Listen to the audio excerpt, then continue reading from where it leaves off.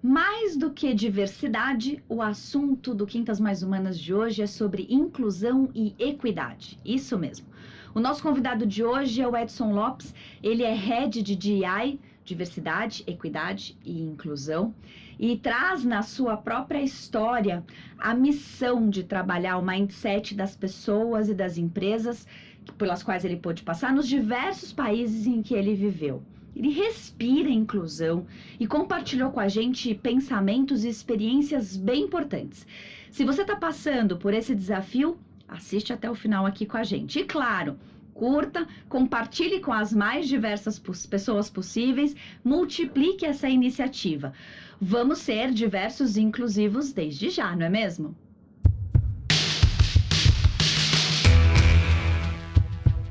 Muito bem, bem-vindos. Estamos aqui com o Edson. Muito obrigada, Edson, por ter aceitado o nosso convite. Acho que faz parte aqui da sua vida, né? Quando a gente fala de diversidade, inclusão, equidade, isso está no seu sangue, não caiu no seu colo essa história, ela já faz parte da sua vida. Você contou aqui para a gente que desde sempre, desde a sua descendência, ela já faz parte. Então, obrigada por ter aceitado, bem-vindo ao nosso papo aqui.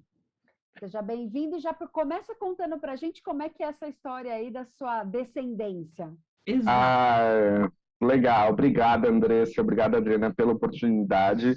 Acho que é sempre bacana quando a gente pode vir contar a nossa história. Eu falo da minha descendência, que a diversidade já começa aí, porque eu sou filho de uma polonesa com um baiano, né? E meu pai nasceu no interior da Bahia, numa cidadezinha de Jequié, então imagine isso há quase 80 anos atrás. Ele veio para São Paulo com 13 anos, e minha mãe veio, literalmente ela nasceu no caminho para o Brasil, de uma família polonesa. Então, estar nessas famílias, para mim, sempre foi muito curioso, porque quando eu ia para a família da minha mãe, eu tinha tias que apertavam minha bochecha e falavam, ai, como é bom misturar, né? Não era loiro, né? Branco, né? Do nariz afinado, como eles estavam acostumados a ver. E quando eu ia na família da minha mãe, que para eles entendeu que era alemão não ou polaco, não tinha tanta diferença, meu apelido era alemão. Aliás, meu apelido para o meu pai era alemão, porque eu era o mais branco de todos os filhos, né? Então eu cresci nesse cenário diverso. E eu acho que como desde o início, para mim, tudo isso vinha de um ponto de amor, né? Então quando a tia apertava a bochecha ou quando me chamavam de alemão, era uma demonstração de afeto. Eu fui aprendendo a lidar com esses ambientes diversos e de não julgamento, porque para mim era assim, eu aprendi que era assim. E quando eu fui crescendo, mais ou menos ali dos 11, 12 anos, na minha pré-adolescência, foi quando, através de um evento na escola, eu me identifiquei como uma pessoa gay. Né? E aí eu comecei a ver, nossa, mas por que que os meninos vão tanto conversar com as meninas? Por que que eu não posso ter esse tipo de brincadeira? Por que que eu sou chamado isso ou daquilo? E dentro de uma escola católica tradicional de São Paulo, e aí eu fui vendo que, opa, tem alguma coisa diferente. Não sabia se era bem realmente gay ou nesse sentido, mas eu sabia que tinha algo que era diferente. E a vida foi me levando a trabalhar com diversidade desde quando eu escolhi fazer a minha carreira de RH. Meu primeiro projeto foi de inclusão de pessoas com deficiência, né? Então, bem no início na lei, quando eu era estagiário, até hoje, onde as empresas elas já trabalham diversidade com diversas categorizações de diversidade e diferença de ideias, opiniões, né, para que as pessoas possam trabalhar inovação. Né? Então, como que equipes ágeis com pessoas diferentes, de backgrounds diferentes, histórias diferentes, como que eu posso formar essa equipe ágil para atingir um resultado esperado e trazer inovação, né? Porque eu brinco, né? Até o modelo de pensar é diferente. Quando eu era estagiário, eu achava linda aquela empresa que fazia um planejamento de 20 anos. Tinha isso na minha época, quando eu era pequeno. E eu falava, hoje não se faz mais isso. Você não consegue fazer um planejamento. Engraçado como você fala assim, quando eu era pequeno. Quando você era estagiário? Não faz tanto tempo assim também, né, Edson? Mas não! Nessa era exponencial que a gente vive, um ano vale 7 já, né? Exato, e diversidade está aí, né? Não apenas nessas categorias. O meu modelo de trabalho, né? A minha forma de relacionar, ele vai mudar. Gente, era de RH. Eu contratava pessoas por currículo na porta e recebia currículo por e-mail, né? Agora a gente tem mega dados, a gente tem inteligência artificial, tem software, LinkedIn, redes que o candidato consegue chegar para você. Então, assim, essa capacidade de crescer, o growth mindset, passa por diversidade. Uhum. Né? Então, eu acho que por isso que o tema ele tem ficado muito importante no board das organizações, né? Claro, tem toda a questão, a sociedade que a gente está inserida, né? O retorno que a gente quer ter, o nosso cliente ele quer ser representado, a gente quer agregar valor, na nossa cadeia de valor, mas também é sobre crescimento exponencial, também é sobre trazer resultados, também é sobre inovação. E eu acho que nisso eu tive um pouquinho de ajuda e oportunidade da vida de, ao longo do meu crescimento, ir olhando isso como oportunidade e desenvolver esse olhar para o diferente. Muito bacana. Hoje como é que, me conta um pouquinho, Edson, conta pra gente, né? Como é que você vê essas conversas, né? O tema especificamente, e ações, batendo, você falou que, poxa, o board hoje já fala se isso está evoluído, quanto você acredita que tem a evoluir, você respira isso, né? Ao longo desses anos na tua jornada. Mas o que você vê fora, conversando com outras pessoas, fazendo benchmarking com outras empresas, como é que você... E aí, veja bem, você pode falar disso de empresas aqui no Brasil e empresas fora também, porque eu sei que você tem experiência fora. Então, de uma maneira nacional e global, como é que você vê esse tema especificamente atingindo ou sendo capitaneado, movimentado por altas gestões? Não, legal, legal. Olha só, esse movimento, ele está participando tanto local e globalmente, porque a empresa, ela é uma instituição que ela está inserida na sociedade, ela não vive isolada, né?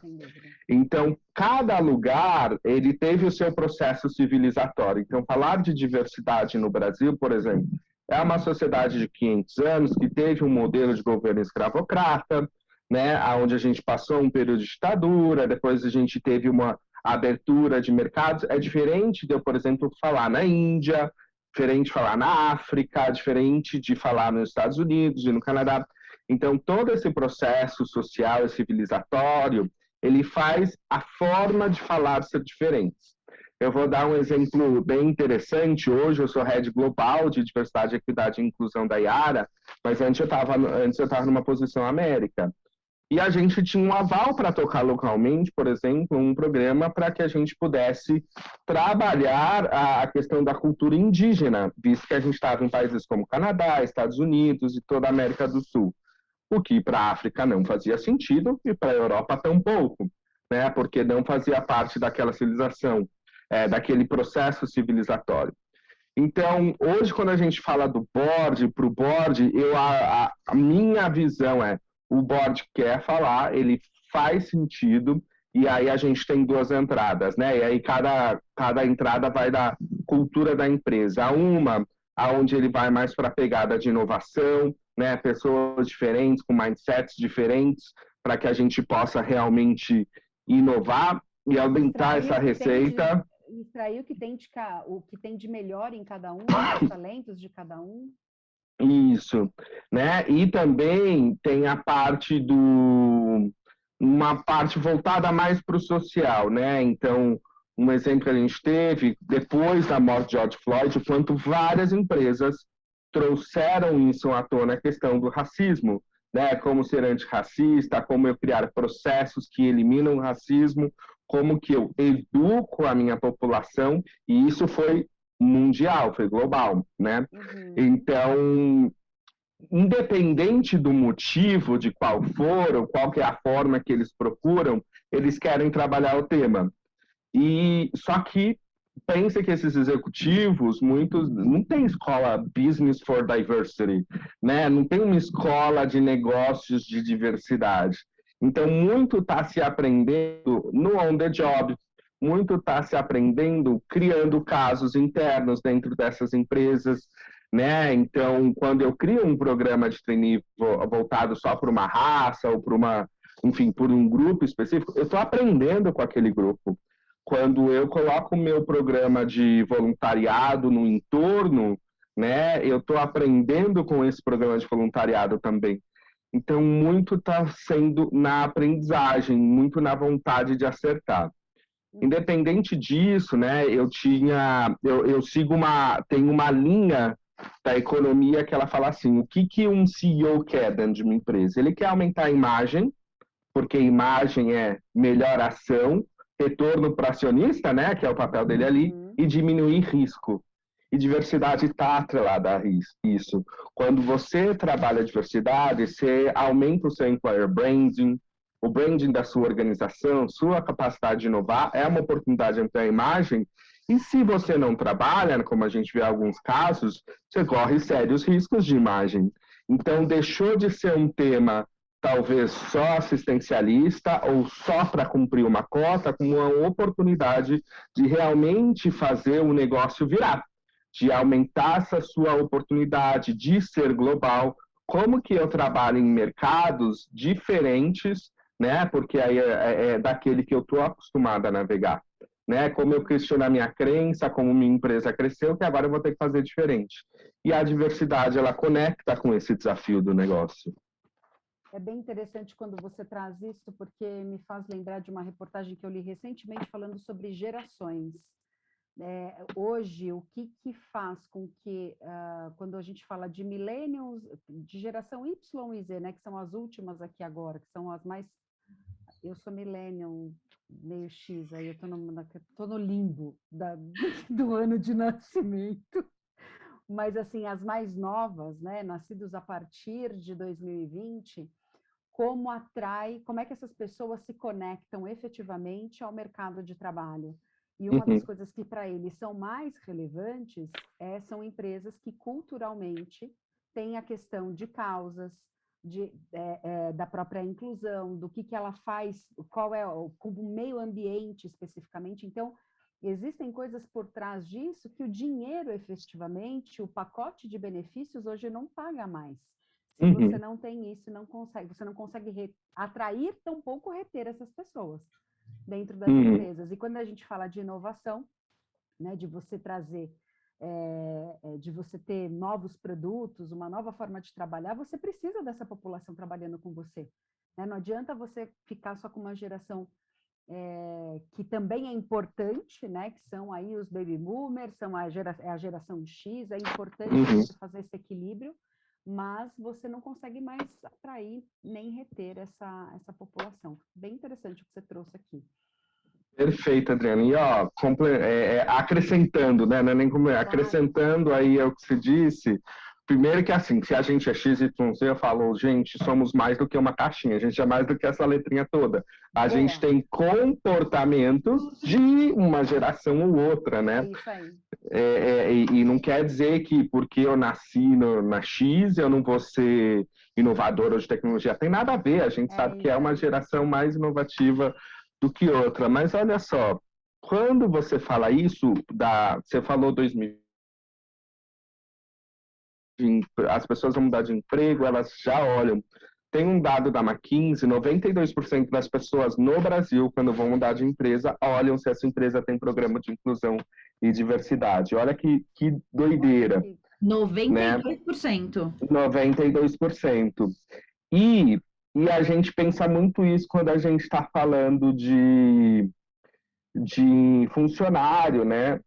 Ora, mas eu tenho funcionário, eu tenho cliente, eu tenho fornecedor, né? Então, quando a gente olha a população como um todo, o meu cliente hoje, ele também já olha para isso. Então, pensa assim, eu vou usar o caso de onde eu trabalho, né? Uma indústria de agronegócio. Os fazendeiros estão mudando de geração. A maneira como o filho ou a filha... né, são diferentes, né, Edson? A maneira como o filho ou a filha que vai herdar, na hora de tomar a decisão de comprar um produto, ou uma semente, ou um fertilizante, é diferente do que o pai tomava. do que eu tomava. Então já tem um nível de consciência maior. Isso quando eu estou falando do pequeno fazendeiro, né? Ou, enfim, grande fazendeiro. Mas quando eu falo também de indústrias de alimentos, hoje a gente tem aí a ESG. A ESG fala de diversidade. Então, se eu quero hoje vender o produto para essa empresa, e essa empresa tem que garantir rastreabilidade no processo dela, rastreabilidade de ambiental, de que não foi usado mão de obra escrava, enfim, de que está tudo ok com compliance, eu tenho que garantir para ela que eu tenho processos relacionados à diversidade e responder para elas. Eu quase que mensalmente respondo pesquisas de clientes, né, de grandes clientes, né, aí no B2B, do que a gente vem fazendo. Então, tem um ciclo dentro também para o nosso cliente, né? Uhum. A gente pensa, às vezes, muito por funcionário, e eu acho que deve pensar, né? Não estou falando que deve também pensar, mas pensar que os stakeholders que a empresa tem são muito maiores. A gente tem entidades governamentais, a gente tem fornecedor, né? A gente tem casos de escândalos de diversidade que não foi feito pela empresa, foi por fornecedores, né? Então, como que você educa, como que você cobra o seu fornecedor para que ele possa atuar de uma maneira mais justa aí para o mundo, né? Perfeito.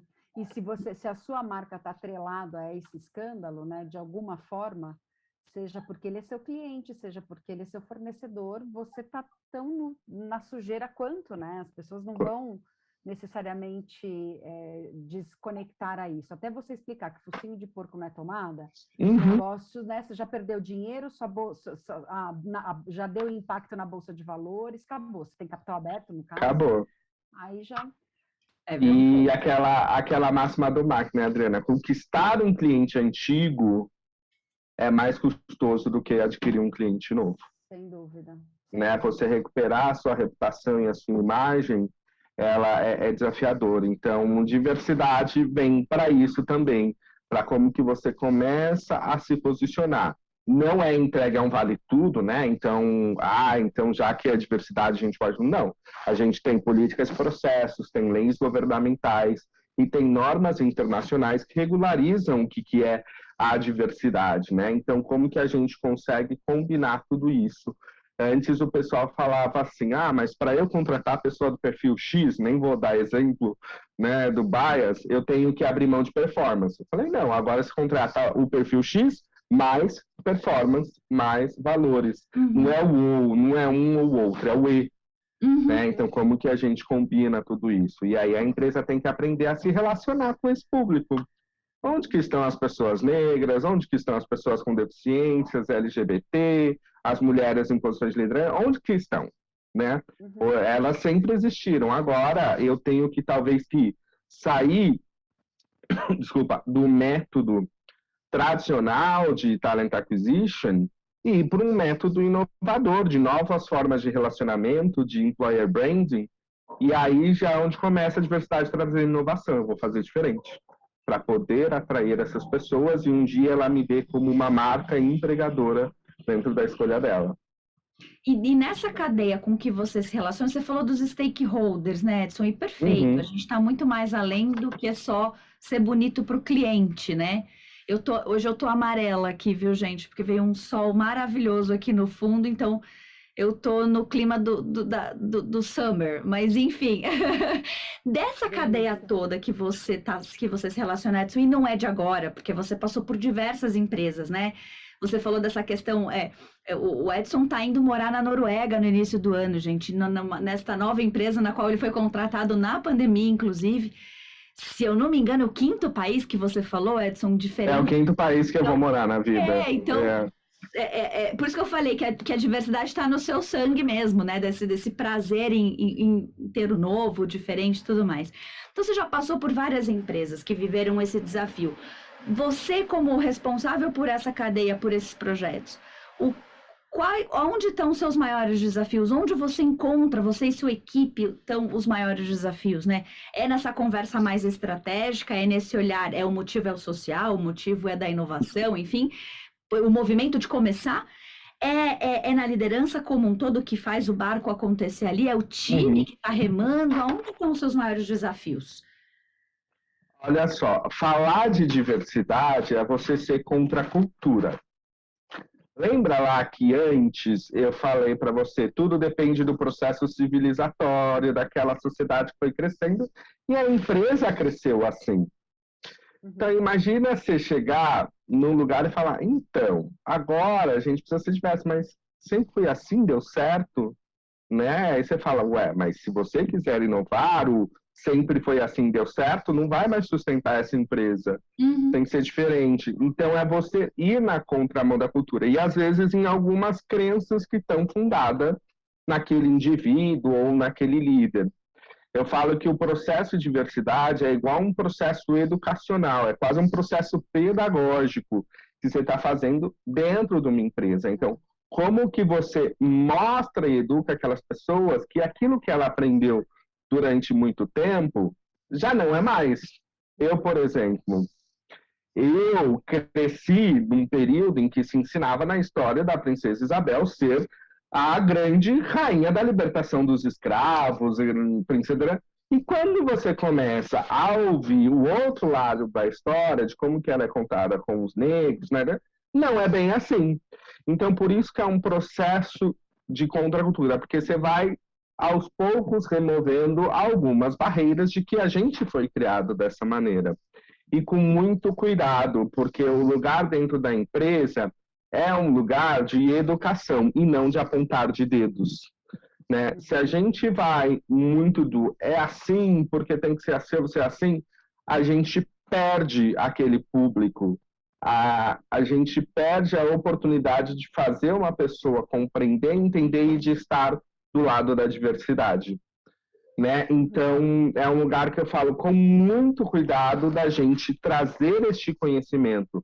E, claro, ao mesmo tempo que é uma competência, um traço cultural a ser trabalhado, você também tem que trazer resultados, KPIs, processos, né? Tudo isso. Então, eu falo que o desafio maior é a cultura, porque em alguns momentos diversidades vai ir nessa contracultura. Então, como que a gente navega, né? No edge da cultura, no limiar da cultura, sem ir para a zona de estresse, sem ir para a zona de combate, mas trabalhando os traços que devem ser trabalhados. Porque senão, gente, já tem estudo aí, daqui 10 anos, se o seu cliente não se sentir representado, ele não vai comprar. E aí, como que a gente empata, né, esse jogo? Perfeito. Excelente, Perfeito. excelente. É muito interessante, né? Porque você fala contra a cultura, a gente gosta muito de um autor chamado Adam Grant, que fala justamente sobre a questão dos doadores e dos aproveitadores dentro da empresa, né? E que provocador mesmo é trazer pessoas que têm valores diferentes dos valores da empresa, que são de culturas completamente diferentes. E a gente sempre tenta trazer um fit cultural ali, né, Edson? De bater, das coisas se encaixarem, da gente trazer um igual, porque traz velocidade, traz, enfim, diminui custo, a gente sabe de tudo isso. Então é uma conversa de um passinho atrás aí que você tem que trazer para esse olhar, né, para essas decisões a serem tomadas, de quebrar paradigmas mesmo, né, de por que a gente precisa de uma pessoa com tanta experiência assim? Será que a gente não precisa de uma pessoa com nenhuma experiência? Será que a gente precisa trazer alguém de uma operação completamente diferente, que não tenha nada a ver com a nossa operação? Então, são paradigmas a serem quebrados aí, né? O próprio RH passou por isso, né, gente? A gente tinha exclusivamente na gestão, né, nas lideranças das áreas de recursos humanos, uma psicóloga, né, normalmente mulher, e tinha feito a formação de psicologia.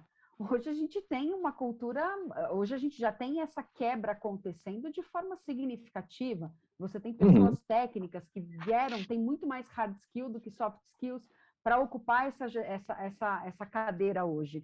Né? Então, de fato, tem muitos paradigmas sendo quebrados, eu acho que ainda tem um caminho extenso pela frente, né, Edson? Eu queria que você compartilhasse aqui com a gente que conselhos que você daria, né? Então, para esses gestores, para quem está encabeçando para quem está sentando na cadeira que você senta hoje, né? Então, eu acho que são duas coisas, né? Para quem está sentando na tua cadeira e para quem está acima de você, né? Então, eu quero implantar isso na minha empresa, eu quero ir por esse movimento, mas estou sentindo dificuldades. Que conselhos que você daria? E aí, práticos, né? Do que você já viveu nas dores também dessa cadeira. Claro, eu acho que assim, como todo movimento de contracultura ou de mudança, né, acho que identificar quais são os principais gaps que a empresa tem com relação ao tema, né, quais são as principais curiosidades, e principalmente quando você fala do tema, quem vai com você? Quem são, desculpa, quem são os influencers? Porque você não faz mudança sozinho. É assim, é aquela frase lá, andorinha sozinha não faz verão. Ele, desculpa, vou beber uma água aqui, desculpa. Não faz mesmo. Então,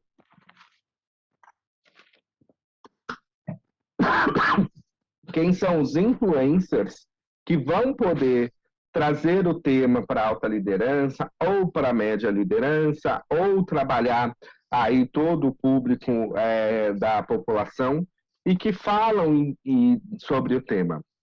Uma vez com isso identificado, a gente começa a levar de uma maneira estruturada e criar uma governança sobre isso. De novo, não é um Deus dará. Obviamente, ler, conhecer, entender, conversar com pessoas de perfil diferente, fazer mentoria reversa, ajuda no nível individual.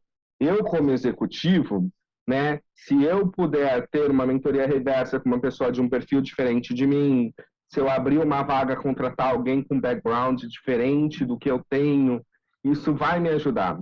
Agora, com uma pessoa, quando está na cadeira de DEI, fazer esse mapeamento, fazer esse diagnóstico, criar a governança e sempre trazer os temas e alianças, porque não tem diversidade, ele é um tema cross. Então, eu consigo falar de diversidade com a área de digital, com a área de RH, com a área de sustentabilidade.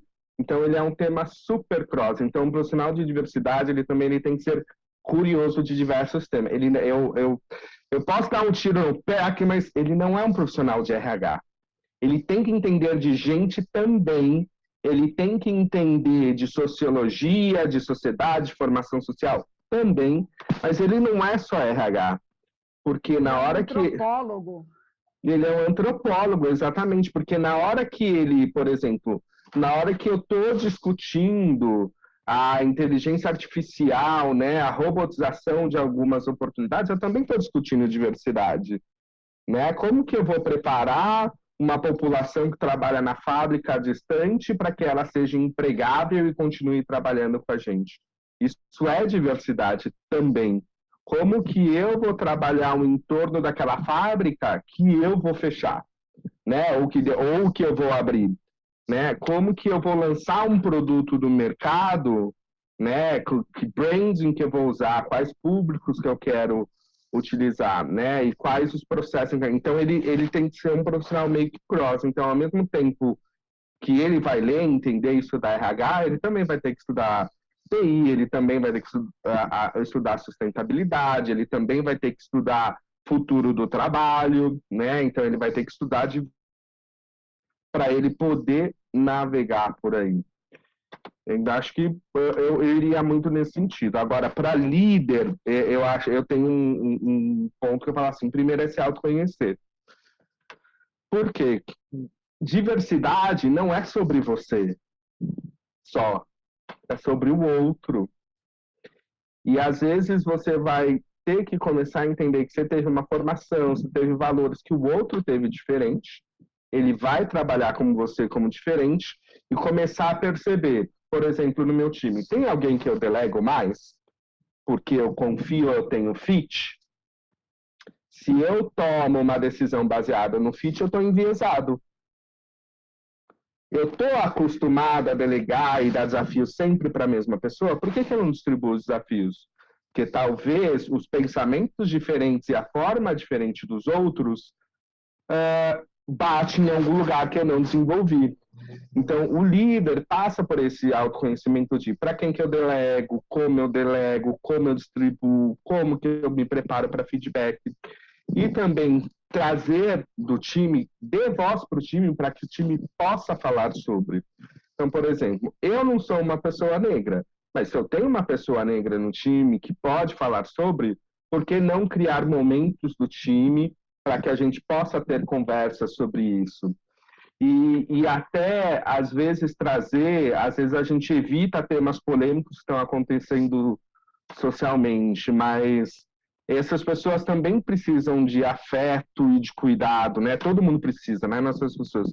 Eu tive uma experiência muito bacana uma vez quando eu estava tendo um caso em relação ao jornalismo da Lesp, foi bem famoso.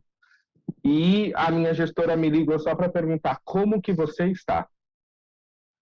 Olha a sensibilidade, um fator externo que não a atingia, ela não faz parte do público LGBT, mas ela fala, eu tenho um funcionário, eu tenho alguém na minha equipe nesse time que deve estar incomodado ou sentindo algo sobre isso. E abrir para conversa, né? E transformar o momento de feedback em uma via de mão dupla. Porque não sei como a gente aprendeu em muito tempo que feedback, o líder que dá para a pessoa e não escuta, né? Só faz aquela pergunta, faz sentido para você? Eu vou te dar um feedback e pronto, né? Só até aí. Você sabe que hoje eu fiz um treinamento com um time de líderes falando exatamente sobre isso. É uma via de mão dupla, não é só dar, é você também receber e provocar esse clima, né? Esse ambiente, esse lugar de escuta para você se retroalimentar. Porque senão o líder ele fica numa posição de solidão. Isolado. Isolado. Ele não está se retroalimentando, ele está esperando o chefe dele, que está acima dele, num cargo mais distância, é mais difícil ainda ter um momento com ele, ter um one-on-one com ele, dele receber alguma informação. Se ele for esperar do chefe dele, coitado, ele vai estar lascado. Então, o momento de feedback... Edson, mas eu acho que essa questão do feedback está até relacionado com isso que você falou, né? Eu acabo delegando para aquele que eu tenho alguma afinidade, ou porque de alguma forma é mais competente, entende melhor daquele assunto, e aí o critério tá, né, é imbatível nesse sentido, pela velocidade que traz, pela urgência, pela importância que aquilo tem diante de um resultado super estratégico, enfim, acho que a decisão aqui perpassa por tudo isso. Claro. E muitas vezes ela passa pelo conforto do líder, né? Para quem vai me entender? O cara olha, eu olho para ele, se liga. Então, a gente passa muito por isso, né? E quando eu trago esse olhar que você trouxe do ser do diferente, do pensar diferente, do contra a cultura, dá trabalho, né? Exige um esforço maior, exige um trabalho com o time de acolher também uma ideia diferente, uma pessoa diferente, né? Tudo diferente. Agora, então, isso é na vida, né? Não na vida. Exato, é na vida, gente. Da nossa família, quantas pessoas pensam diferente? Nós somos diferentes das outras pessoas, a gente incluir o que ela pensa, o jeito dela, a forma dela pensar e reagir, isso é para a vida. E também a gente começar a questionar tudo aquilo que a gente aprende sobre gestão de pessoas, né? Vou fazer uma entrevista. Talvez o profissional que eu estou entrevistando, ele tenha desenvolvido competências diferentes do que ele foi para a escola de primeira linha, que teve acesso a idiomas, que fez o seu intercâmbio. Não tem nada contra essas pessoas, gosto delas também. Mas existem outros tipos. Uma vez eu participei de um programa de trainee, juro para vocês, eu fazia a entrevista, o candidato era um trainee que estava na favela do Vidigal atrás, você podia ver, né? Com uma conexão que às vezes não era das mais favorecidas, só que tocava projeto na comunidade, aprendeu inglês e espanhol sozinho, tinha um super potencial de relacionamento, aprendizado. Eu falei assim, é lá que a gente está, é meio que assim. Naquele momento eu quase falei assim, acho que a gente tinha que ter uma matéria, né? A empresa subiu o morro pela primeira vez para trazer essa pessoa para cá. Então, imagina, a gente vende produtos para todos os tipos de classe, só que a gente não contrata todos os tipos de classe. Né? Então, assim, Se eu quero vender para todas as classes, para todos os produtos, então eu preciso ter essa pessoa aqui dentro, né? O que hoje a gente não tem, né? Você me remete a algo que desde o começo da sua fala, Edson, algo assim, como é que eu posso dizer que sou diverso ou inclusivo? Que eu acho que a diversidade, isso é um conceito meu, não sei se está correto, tá, Edson? Você pode me corrigir. Mas eu vejo que o projeto deveria ser de inclusão e não de diversidade, porque a inclusão é o guarda-chuva maior, é a mãe disso tudo. Você está incluindo Iguais, diferentes, melhores, piores, né, Dri? E você só consegue ser genuinamente, entender genuinamente os dois lados quando você começa a vestir o calçado daquela pessoa. A gente fala da empatia. Eu não gosto muito de usar a palavra empatia, porque eu acho que já está tão batida. A gente tem que ser empático, tem que ser empático. Cara, qual é a dor que aquela pessoa sente? Qual é o amor que ela sente? O que dá prazer àquela pessoa? O que faz ela sofrer? Né? Então, eu conversar com... Como eu posso dizer assim? Poxa, eu não tenho preconceito, né? Com os negros, por exemplo. Momentos eu falei, poxa, eu já acho que isso está tão evoluído, né? Já tá... Cara, será que está mesmo? Eu conversei com um negro para saber se está. Como é que ele se sente quando ele está no metrô, quando ele está no ônibus, quando ele senta na cadeira dele de trabalho, quando ele chega no escritório, quando ele sobe o elevador, quando ele vai para a padaria. Sabe, o dia a dia dessa pessoa, respirar o ar que ela respira, sabe? E a gente não faz isso, né? Então, quando você fala de, poxa, os conselhos de se autoconhecer em primeiro lugar, porque só assim eu também me abro para conhecer o outro, eu acho que o caminho é bem esse, né? A partir do momento que você se conhece, agora, poxa, agora vai entender qual é a dor que aquele cara sente, porque é tão distante daquilo que você vive. Eu sou mulher, pode falar, pode falar. Não, você pegou um conceito muito sutil e que eu uso, né? Muitas empresas usam diversidade e inclusão como área. Primeira coisa que eu fiz quando entrei na Yara, eu coloquei inclusão e diversidade. Diverso é a sociedade. Sociedade já tem as pessoas negras, já tem as mulheres, já tem. Por que eles não têm dentro da empresa? Porque eu preciso incluir. E para incluir, eu preciso rever os meus processos de aquisição de pessoas, eu preciso rever a forma como eu escolho o meu fornecedor, eu preciso mapear qual que é o tipo do meu cliente. Se eu quero ampliar o meu mercado, qual que é o tipo de cliente que eu tenho? E principalmente se eu estou num negócio que historicamente tem aí talvez uma dívida histórica. Veja, quem trouxe mais mão de obra de pessoas escravizadas para o Brasil foi minério e agricultura, né? Então os meus clientes vêm também desse mindset. Como que eu trago todo mundo para essa grande roda de conversa para a gente ir junto e trabalhar? Porque aí depois vem um outro conceito que já vem sendo falado trabalhar, que é a equidade. Não adianta só eu incluir. Exato. Eu preciso... Isso. Eu acho que é inclusão e equidade, cara. Esses são os dois pontos, porque acho que você falou tudo, né? A diversidade, ela já está na sociedade, é isso mesmo. A gente é uma sociedade... Eu vou até aproveitar, Adri, pedir para o Edson contar um pouquinho sobre a equidade dentro dessa conversa, porque as pessoas veem muito o DI, como você falou, diversidade. O que é essa palavra equidade dentro de toda essa história, né? Como isso se encaixa na realidade das pessoas que estão ali dentro da empresa? Porque a gente conversa muito com líderes aqui no nosso programa, a gente está no meio de uma série falando para líderes, mas a liderança não acontece porque o líder existe, ela acontece porque existem diversas coisas ali em volta dele que fazem ele se posicionar dessa forma e atuar dessa forma. Então, conta um pouco da equidade e como isso impacta nas pessoas como um todo. E o que já evoluiu e o que ainda precisa evoluir, tá, Edson? Exatamente. Bons recados têm que ser dado aqui. Legal. Bacana, olha só. Garante, assim, entender que as pessoas não partem do mesmo ponto de partida, né? É eu conseguir ver a trajetória e não só a chegada. Eu vou dar um exemplo disso. por exemplo, o nosso sistema universitário. Aqui no Brasil, para a gente entrar numa universidade pública ou particular, enfim, faz que um vestibular, onde você vai lá e faz as suas respostas e atingiu certo ponto, entrou.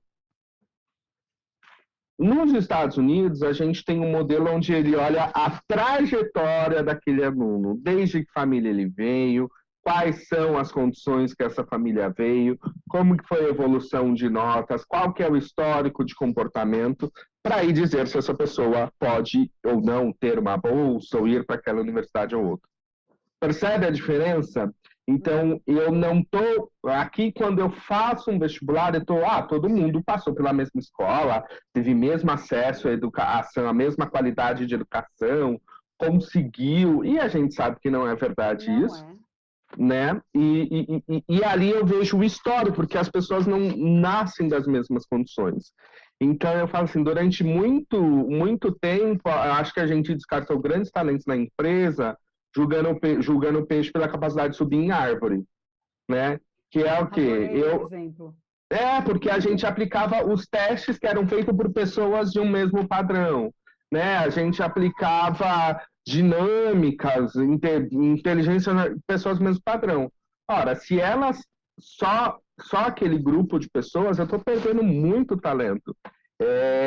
Teve uma vez, né, que eu falo assim, eu sou meio profeta do apocalipse, às vezes, né? Fala assim, olha, gente, vocês estão com um problema de budget na área, não sei o quê, se você contratasse 3 mulheres negras dentro da favela, você ia acabar com isso em 2 tempos. Olha o background, olha o histórico, aquilo que você... Sem dúvida. Capacidade de resolver problema assim, né, Edson? Então, a gente também tem que olhar que essas pessoas, elas não vêm com gap, elas vêm com outras potencialidades. E muitas vezes a gente vai para o gap. Então, equidade é olhar essas potencialidades e aquilo que for gap, a empresa ela pode propor e prover. São novos modelos de desenvolvimento, gente. Né? Eu vou dar um exemplo bem simples que fala do inglês. Né? A gente fala, é difícil... Essa eu ouço, acho que quase todo dia. É difícil achar pessoas negras que falam inglês. Eu falo, gente, 3% da população brasileira fala inglês, não são só as pessoas negras. Né? Então, vamos tirar esses estereótipos, né? Eu não acho mulher qualificada. Eu falo, gente, mas 60% das pessoas que estão nas universidades agora são mulheres. Né? Então, assim, rever o seu processo seletivo, como que você se aproxima. Eu vou dar um exemplo que a gente fez. A gente lançou um programa Mulheres na Manutenção, numa planta bem na unidade Rio Grande, que é bem lá no Rio Grande do Sul, não é uma grande capital, enfim. Essas mulheres, elas faziam cursos de manutenção, elas tiraram as maiores notas da prova teórica. O processo era prova teórica, depois prova prática. E a gente queria contratar mulheres para manutenção. Nenhuma passava na prova prática, nenhuma é 0 mesmo. E aí a gente fez um grupo focal com essas mulheres para entender. Mas o que acontece? Elas, mas a gente nunca teve... E essa foi a palavra que deu tim na cabeça, assim. A gente nunca teve a oportunidade de colocar o que a gente aprendeu em prática. Então, quando vai para a prática, obviamente, né? Então, a gente está julgando o peixe pela capacidade de subir em árvore. Ela nunca teve que nadar, ela nunca teve que subir em árvore e eu quero que ela suba, né? Então, o que a gente fez? Vamos fazer diferente. A gente dá a oportunidade e depois a gente faz o teste. Então, a gente fez uma parceria com uma instituição de ensino, onde durante a formação elas vinham ter prática na Iara. Juro para vocês, a gente já está indo para a quarta turma. Todas as turmas a gente contrata 100% das mulheres. Então a gente mudou o nosso processo seletivo, porque é o viés que tem. Sempre foi assim o processo, dessa maneira. A gente já está indo para a quarta turma. E aí tem dados, a gente aumentou o índice de performance da manutenção, o índice de segurança, qualidade meio ambiente, 5S.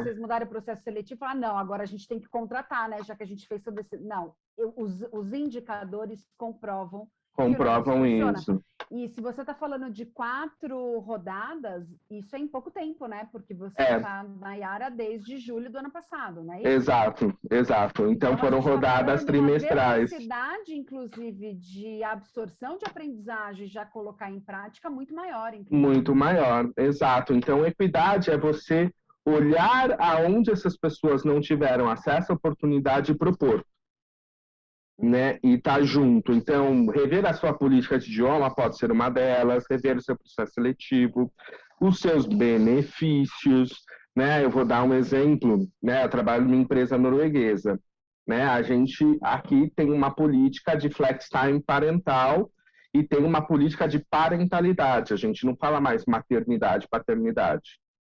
O casal, seja ele de qual formação for, hétero ou homo, né? Ele decide quem vai ser o primeiro cuidador ou cuidadora ou o segundo cuidador e cuidadora da criança. Decidiu que o homem vai ser o primeiro 6 meses de licença com 100% da remuneração. A mulher, 6 meses de licença com 100% da remuneração. Então, o gênero não é o fator que vai decidir. Você está ali nesse período. Quais são os impactos disso? Na hora de ir para o processo seletivo, o gestor já não vai ter mais aquele viés, ela engravida, porque o homem também vai poder ter filho. Eu acabei com isso, né? E vai ficar 6 meses. Pode parecer, mas um processo simples, ele quebra vários estereótipos, né? Então, ele já não vai com esse mindset. E a mulher, quando ela vai para a licença maternidade, ela se sente mais segura psicologicamente. Isso foram o que os nossos grupos focais disseram depois da implementação. Porque ela fala, mas antes eu tinha medo porque eu não sabia se meu lugar ia estar ali, tinha garantido. Agora o companheiro dela também pode sair por 6 meses. Pergunta, Edson, eu fiz essa É, pergunta quando eu saí de olha licença só. maternidade. Quando eu voltar, eu vou ter o meu emprego de volta? Eu fiz Exato, isso. Você está falando, exato. eu não lembrava disso. Você está falando agora que eu lembrei que eu falei, caraca, eu fiz essa pergunta. E a minha chefe era Né? mulher. Então, então são processos pequenos que vão trabalhando a segurança. Então, não é só atrair a mulher para a posição de liderança, é garantir que ela queira ficar, é reter, olhar esses processos, né? Eu acho que a retenção é mais difícil do que a própria atração e seleção em si, né? Dentro do processo de ciclo de vida do empregador. Por exemplo, olha, a gente ia te promover, você ficou grata, estou te promovendo agora para você ficar tranquila, né? É a gente quebrar um pouco esse mindset. É quando a gente oferecer benefícios que eles sejam incentivos para qualquer tipo de casal, né? E quando eu tiver uma política de idioma, para que eu tenha uma parcela ali dentro que seja destinado às pessoas que não tiveram acesso e oportunidade. Isso é trabalhar a equidade, né? E começar a entender quais são os números que eu tenho, né? Eu tenho quantas pessoas de perfil diverso no meu talent pool, no meu plano de sucessão. Quando eu olho o meu turnover, qual é o perfil de pessoa que está mais saindo, que está mais entrando, né? Então, começar a analisar, é meio que ir para a empresa lá para terapia e entender que ela tem sistemas de desigualdade, E é um né? processo investigativo sem fim, né, Uhum. Edson? Você passa o tempo todo investigando, por isso que você fala que uma das características é a curiosidade mesmo, de você entender e né? É muito grupo focal, e se a gente não fizer isso, como é que você cria ações diferentes para mitigar esse tipo de situação que acontece? Exato, exato. E acho até mais do que criar novas propostas, novas situações, entender de fato o porquê desse movimento nessa empresa. Você falou, né, Edson, seja por inovação, seja por um motivo social, seja para ter uma valorização maior, que seja, mas acompanhar para que isso seja sólido, né? Não se torne mais um programa, vamos ter uma cota. Agora, a gente assim, a gente tem um movimento sim de diversidade porque a gente tem cota para. Não é isso, não é só isso, né? Então, isso que você está trazendo, eu adorei quando você disse que as pessoas não vêm pelos gaps, mas vêm pelas potencialidades. Isso é uma quebra de paradigmas incrível, porque traz esse olhar das possibilidades. e, né, das potencialidades efetivamente, não das perdas. Eu acho assim, quando a gente perguntou, né, que conselhos você daria para quem está acima de você, pro líder, acho que você também cuida muito de treinamento e liderança, né? Sua cadeira também passa por isso, então você deve ter uma proximidade absurda com essa liderança. A gente sabe que a liderança é a que possibilita ou que atrapalha todo e qualquer movimento da empresa. Ela está junto com o time, ela está nesse meio de campo, né, com essa alta gestão e com o time que está abaixo dela. Mas eu acho que assim, o recado aqui é assim, olha, dá trabalho, no sentido de você precisa se dedicar, não é só agora a gente quer uma ideia e bora lá, fala que a gente tem uma área de DJI e pronto.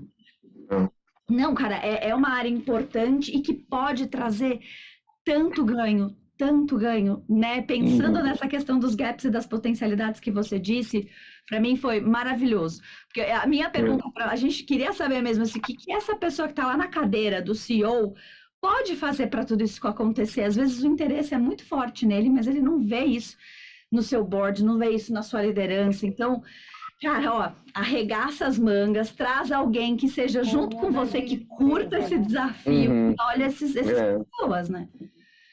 Padrinho, eu falei junto. Ou muda de empresa, né? Se você não encontra isso em lugar nenhum da empresa, vai para outro lugar. Uma galinha só não vai fazer verão, né? Foi não. E o que eu percebo quando você fala assim, é o famoso walk the talk, gente. Voltamos ao walk the talk. É fazer aquilo que a gente fala. Gente, como LGBT, não adianta você vir vender um produto para mim em junho, no mês do orgulho, porque eu vou saber. Então, assim, que é o famoso Pink Money. Não adianta só em outubro fazer um programa de prevenção de câncer de mama, não sei o quê, porque a mulher que é cliente, ela vai entender. Quem se relaciona com você vai entender. Então, é fazer de maneira genuína. E, gente, está todo mundo aprendendo a fazer. Então, é entender e ser humilde para falar, a gente não sabe tudo, a gente não faz tudo, mas a gente quer aprender e chegar lá e fazer. Né? É uma jornada de desenvolvimento, né? Diversidade e inclusão. Não tem como você virar um botão, não tem como você apertar e a lampadinha vai estar ali. Então, você vai transformar a sua organização e as pessoas, né? Que a organização são as pessoas, aos poucos. Né? Você não consegue fazer isso da noite para o dia. Então, por isso que tem que ter plano. Eu falo assim, o início é entender, cria KPIs, faz um planejamento. Depois disso, você vai criar alguns cases, né? O Mulheres na Manutenção, que eu citei, é um case, né? A gente tem diversos outros, para depois, né, num terceiro estágio, né, de maturidade e diversidade, você vai estar inovando por diversidade. Aí você vai ver os seus times inovando de uma maneira. Então, são 3 etapas que eu olho da diversidade que ajudam muito a esclarecer como que a gente quer fazer, né? Nesse sentido, porque às vezes a gente fala e não sabe. Um outro ponto que é para quem senta nessa cadeira vamos usar o melhor das pessoas. Então, o CEO, ele sabe o quê? Dar direcionamento, engajar o pessoal a influenciar, coloca ele para fazer isto. Né? Coloca ele para dar direcionamento de diversidade, coloca ele para influenciar, coloca ele para falar. Ele não tem traquejo, não sei o quê? Então vamos lá, vamos ensinar. Né?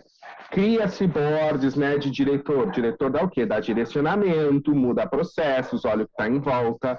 Dê um papel dessa pessoa de sponsor, ele é um executivo. Né? As pessoas vão aprender. E colocam, né, hoje tem os ERGs, que é o Employee Resource Group, os grupos de afinidade, para trabalharem, para colocarem a mão na massa, fazer as coisas acontecer. E assim você começa a conectar um sistema dentro da organização. Então, assim, dá a César o que é de César, né? Então, muitas vezes a gente acha, não, porque o nosso presidente tem que fazer... Não, ele está olhando para frente. Ele não vai fazer por RH, ele não vai fazer por finanças, ele não vai fazer por. Ele vai apoiar, vai direcionar, vai provocar. E o papel dele é provocar a gente também. Né? Eu lembro... Patrocinar, né? Patrocinar, exatamente. Isso, né? Exato. E eu lembro que esse mindset do olhar o sistema de governança, quem me deu um dia foi um CEO, que ele falou assim, olha, mas eu estou percebendo que os fazendeiros estão mudando. Como que a gente aproxima esse tema de... Falei, opa, é verdade. E aí que a gente também tem que estar, e não é porque eu cuido de diversidade que eu sei tudo também. Tem uma frase em diversidade que é o nada de nós sem nós, né? Então, é um projeto de pessoas com deficiência, tem que ter pessoas com deficiência na liderança. É um projeto voltado para LGBT, tem que ter pessoa LGBT. Para pessoas pretas, tem que ter pessoas pretas na liderança. Para mulheres, tem que ter mulher. Então, assim, a gente acaba sendo um catalisador e um facilitador desta governança como um todo, né? Então, ter esse muito cuidado do nada sobre nós sem nós. Porque o que é para não cair aí, por exemplo, lançamos um trainee só nas empresas diversas. Aí você olha a foto de trainee, é todo mundo um pouquinho igual, né? Então, como que a gente pode fazer diferente, né? A ter esse walk the talk aí, né? É isso mesmo. Excelente, excelente. E assim, eu já deixo aqui um convite, Edson, para um nosso segundo bate-papo, para você trazer só cases. A gente não vai abrir a boca, você só vai contar histórias, né, do que foi implantado em empresas diversas que você trabalhou, projetos diversos, porque eu acho que esse benchmarking que a gente faz é riquíssimo. Dessa ideia pode surgir outras e outras, e aí... Porque é importante assim, você contar, ó, a dificuldade que eu tive também foi isso aqui, ó. Aconteceu isso. De verdade. Quando eu fui implantar esse projeto aqui, o negócio deu todo errado e, foi assim que a gente resolveu. Então, acho que é só de cases. Então, já fica aqui um convite para o episódio 2, tá? Já topei. Ai, boa. Que legal, que bom. Olha, a gente vai para a nossa pergunta final, então, tá bom? Tá bom. Nosso programa sempre tem uma pergunta que nossa empresa chama Mais Humanas. O nosso programa é o Quintas Mais Humanas e a gente, então, está aqui para falar de reumanização. Nossa missão, Edson, é reumanizar as relações entre as pessoas, porque humanos nós já somos, apesar que muitos de nós esquecem dessas nossas grandes competências como tal, né? Então, a gente falou muito aqui de uma liderança, inclusive, uma liderança mais humana. Você deu várias sugestões aqui de como fazer isso. Eu vou mudar um pouquinho aqui o script e eu quero te fazer uma pergunta. A gente sempre faz essa no final, né? O que é ser mais humano para você? E eu queria que você pudesse nos responder com base em toda essa sua história, mais do que a sua experiência, porque para mim essa é a sua vida, o que você está me contando, essa é a sua vida, né? E aí eu quero ouvir de você o que é ser mais humano, pensando em tudo isso que você trouxe para nos inspirar e inspirar tantas pessoas que estão nos ouvindo aqui. Nossa senhora, eu quero minha terapeuta. Não é? Essa eu não combinei com você. Não. O que era ser mais humano? Nossa, é um olhar muito sistêmico, né? Acho que desde se autoconhecer e entender o outro, olhar as similaridades e as diferenças, entender o impacto que a gente causa um no outro e de uma forma mais empática, né? Eu acho que isto é ser humano, né? Porque no fim, o que a gente sempre está trabalhando em empresas ou conviventes são pessoas e construindo relações, né? E sem isso não se tem. Você pode ter uma fábrica de cimento, se não tiver pessoas, o saco de cimento não vai sair, né? O seu valor agregado é isso. Eu acho que é entender, ter essa empatia e respeitar tantas diferenças e similaridades, né? E criar daí uma potência. Eu acho que é isso, criar daí uma potência de transformação, de mudança, de melhoria, né? Porque no fim não é só sobre a gente, é sobre o outro também, né? Excelente. Por aí, gente. Vai por aí. Maravilhoso, maravilhoso. Nós somos uma potencialidade capaz de construir e destruir, né? Então, poxa, vamos fazer isso.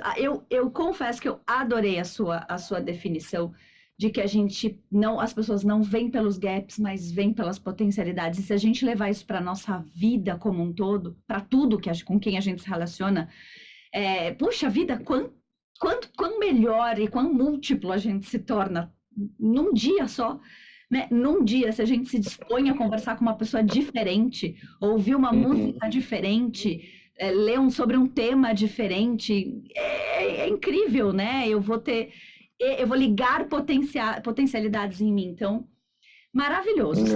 A gente já tem que marcar essa volta, então, para você. Vamos marcar. Um episódio especial só de dicas práticas, efetivamente, de cases que deram certo e deram errado. Errado é o que mais tem. Você faz assim, olha, faz os top 5 do ruim e do Tá bom. Já relaciona para a gente fazer um episódio. O nosso episódio 2 vai ser só para falar dos cases. Porque, na verdade, eu acho que quando você fala de educação, né, Edson, que a gente parte do pressuposto que a gente precisa educar porque é uma contracultura. Cara, isso faz e abre o espectro do RH absurdamente. Então, quando a gente pensa nisso, trazer os cases, né, do que pode ser feito, de projetos que talvez nem tenha passado pela cabeça deles, olhar esses cases é muito inspirador. Então, realmente, vai ser um episódio educativo. Né? Não dá certo que não. E a gente pode trazer se você tiver mais algum convidado para nos indicar, para fazer dupla com você, inclusive, vai ser muito bem-vindo, que trabalhe em outro lugar, que teve outras experiências. Muito diferente de você, para trazer diversidade nesse papo. Claro. Não é verdade? Muito com bacana. Certeza. Então, Edson, muitíssimo obrigada. Exatamente, era isso que eu ia falar. Obrigada pela tua participação, pelas contribuições, por ter aberto esse espaço, né? A gente ama ouvir e estamos abertos a ouvir mais ainda. A gente precisa disso, é o nosso papel aqui como missão de rehumanizar, também é reeducar as pessoas a viverem de forma mais humana, né? Parece um jargão, mas é isso, né? Tão simples quanto isso. Então, obrigada pela tua presença, pelo teu tempo precioso, em meio a tantas demandas aí que você tem, tantos desafios agora mudando de país. A gente quer pedir para quem assistiu, dê o seu like, coloque seus comentários, faça perguntas, né, através dos comentários também. Curta o nosso canal, se inscreva, compartilhe para áreas diversas. Agora é meu merchan aqui, o nosso momento merchan, mas é isso, quando a gente fala de educação, quanto mais gente tiver acesso a esse conteúdo, melhor vai ser. Né? A gente está contribuindo e fazendo a nossa parte. Então, muitíssimo obrigada. A gente espera a sua volta rápida, viu? Não acho que vai ter muito tempo, não. É volta rápida mesmo, tá? E agora você pode nos propor o roteiro. Fique à vontade com os cases que você acha mais relevante nesse momento que a gente está vivendo, tá bom? Principalmente falando de tempo pós-pandêmico. Né? Então, acho que tem muita coisa aí de inclusão importante, movimentos importantes que as empresas precisam se mexer para fazer e não perder talento, né? Com certeza. Tá bom, gente. Obrigado aí pela oportunidade. A gente está deixando os contatos do Edson aqui no nosso canal, certo, Edson? Estamos deixando suas redes sociais para quem quiser saber mais, conversar mais, trocar ideias, trocar figurinhas, né? Perguntar sobre essas dificuldades que ele teve. Quem estiver implantando uma área como essa e quiser, deixo aqui a gente à disposição e o Edson também. E, claro, faça o seu papel para ajudar o nosso canal a chegar a mais pessoas, a pessoas mais diferentes. Curta, compartilhe, faça seus comentários, que a gente quer isso, a gente quer multiplicar o que é diverso para a gente crescer cada vez mais, tá certo? Muito obrigada, Edson. Obrigada, gente. Bem, obrigado. Edson. Obrigado. Beijo enorme nesse coração, viu? Beijo, gente. E sucesso na Noruega. A gente já obrigado. Quando for para lá. Já tem casinha lá. Opa, sensacional. Adorei. Muito sucesso lá, viu? A gente torce para Obrigado. Até a próxima. Até. Tchau, tchau. Tchau, pessoal.